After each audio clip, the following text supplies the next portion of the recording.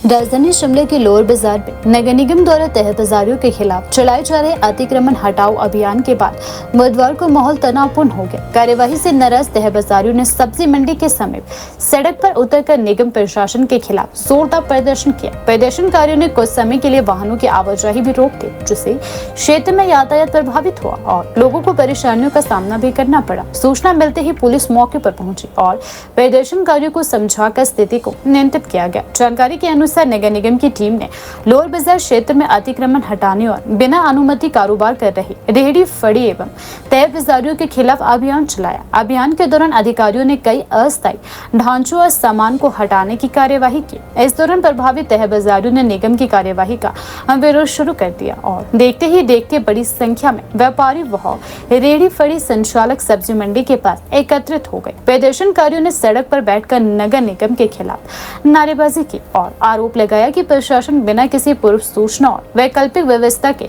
उनके रोजगार को खत्म करने का प्रयास कर रहा है। उनका कहना था कि वर्षों से वे ऐसे स्थान पर अपना कारोबार कर परिवार का पालन पोषण कर रही है, लेकिन नगर निगम उन्हें हटाने की कार्यवाही कर रहा है। उन्होंने मांग की है कि जब तक उन्हें वैकल्पिक स्थान उपलब्ध नहीं करवाया जाता तब तक इस प्रकार की कार्यवाही पर रोक लगाई जाएगी। सड़क पर प्रदर्शन के कारण कुछ समय के लिए वाहनों की आवाजाही प्रभावित रही। लोअर बाजार और सब्जी मंडी क्षेत्र में जाम जैसी स्थिति भी बन गई, जिससे स्थानीय लोगों और पर्यटकों को भी परेशानियों का सामना करना पड़ा। पुलिस ने मौके पर पहुंचकर यातायात को सुचारू करने के साथ प्रदर्शनकारियों से बातचीत की और उन्हें शांत करने का प्रयास किया। पुलिस और प्रशासनिक अधिकारियों ने प्रदर्शनकारियों को आश्वासन दिया कि उनकी मांगों और समस्याओं को संबंधित अधिकारियों तक पहुँचाया जाएगा। इसके बाद प्रदर्शनकारियों ने सड़क से हटकर अपना विरोध जारी रखा और यातायात धीरे धीरे सामान्य किया गया।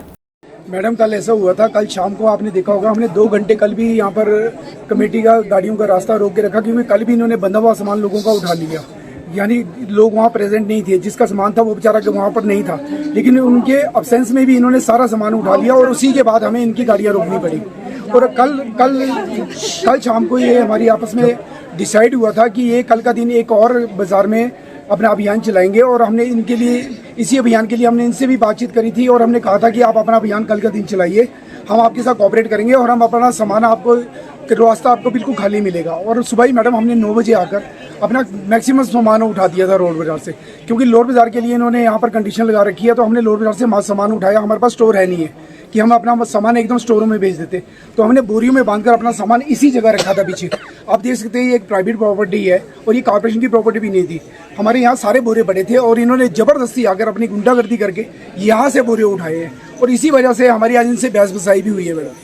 मैडम, ये तकरीबन 8-10 लोगों का सामान था और ये बात 12, साढ़े 12, 1 बजे की बात है जब ये आए हैं। तो 12:30 बजे हम लोगों ने बांध कर सामान अपना यहीं पे सबने बांध के रखा हुआ था, सिर्फ ढक कर रखा था, बोरों में था सामान। ऐसा भी नहीं है कि हम उसकी सेल कर रहे थे या लगा रहे थे, हम उसको बेच नहीं रहे थे।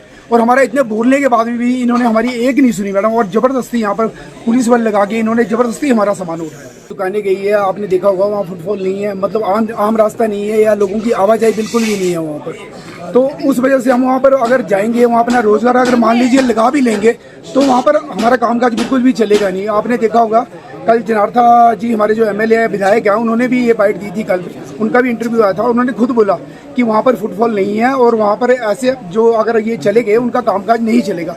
तो ये बात क्या कमिश्नर साहब को समझ नहीं आ रही? जब इतने बड़े विधायक बोल रहे हैं, इनको तभी ये बात समझ नहीं आ रही है।